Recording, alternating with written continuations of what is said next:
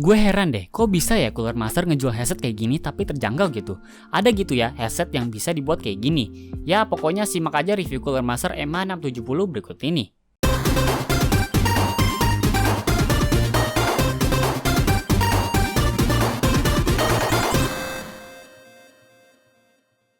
Biasanya produk yang dibuat serius itu bisa kelihatan dari boxnya aja.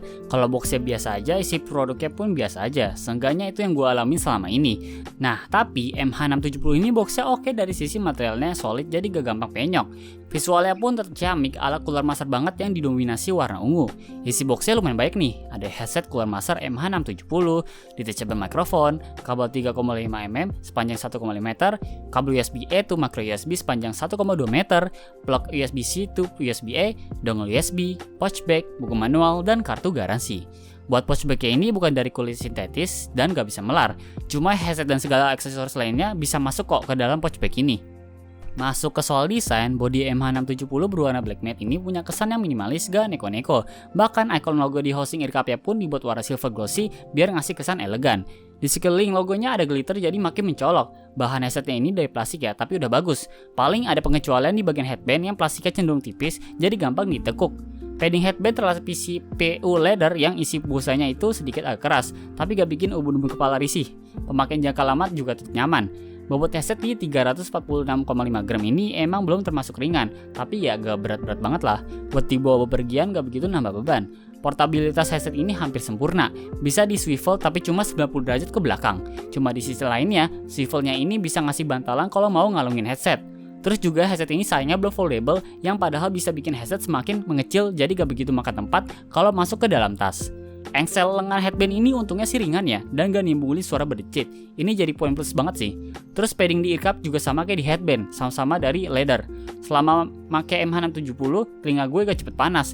Tapi kalau suhu ruangan kalian di atas 32 derajat misalkan, telinga kalian bakal tetap keringetan. Karakteristik busanya sih ini tebal, sedikit keras tapi tetap empuk buat pemakaian jangka waktu yang lama.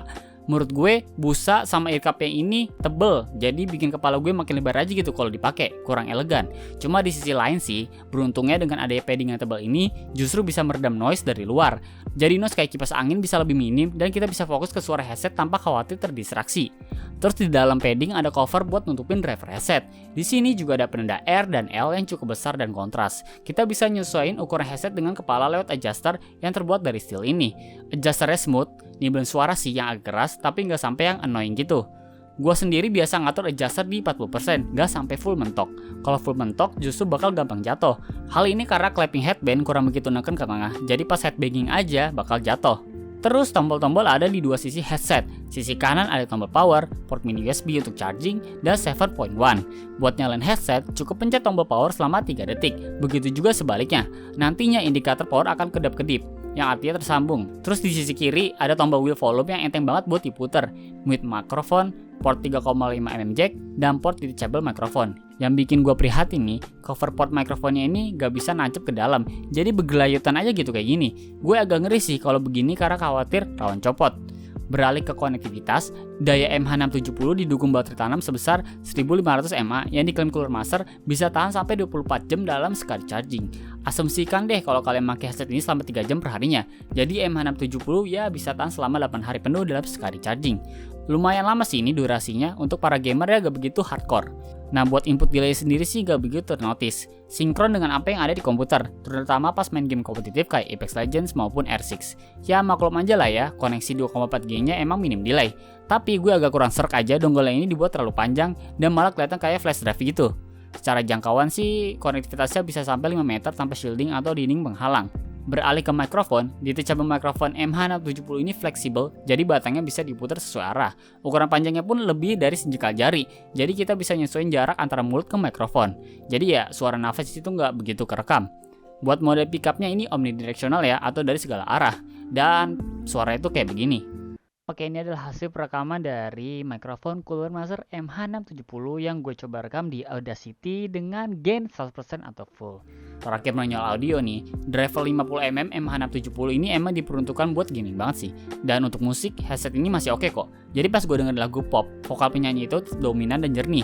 Instrumen musik juga gak kalah pamornya, masih terdengar jelas. Tapi menyoal karakteristik, MH670 cenderung ke bass, tapi treble-nya gak begitu diumpetin kok, masih ternotis. Penggambaran letak instrumen pun tervisualisasikan dengan baik. Atau pas gue dengar lagu Hotel California by Eagles, MH670 cukup mahir menggambarkan posisi instrumen berada.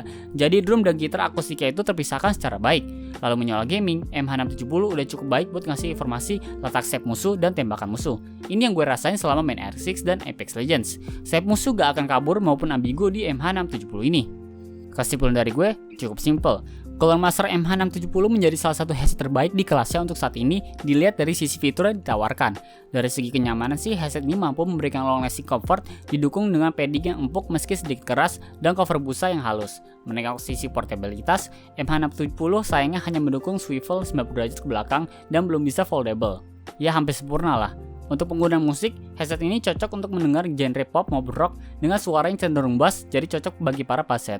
Dan menyoal gaming, penggambaran step musuh akan membantu kita ketika bermain game berintensitas tinggi yang kompetitif kayak Apex Legends. Cuma, headset ini belum ada fitur Bluetooth, dongle receivernya masih terlalu panjang, dan gak ada fitur auto off ketika headset dilepas dari kepala. Headset Cooler Master MH670 dibanderol dengan harga Rp1.093.000. Link pembeliannya ada di bawah. Sekian, tetap jaga kesehatan dan terima kasih.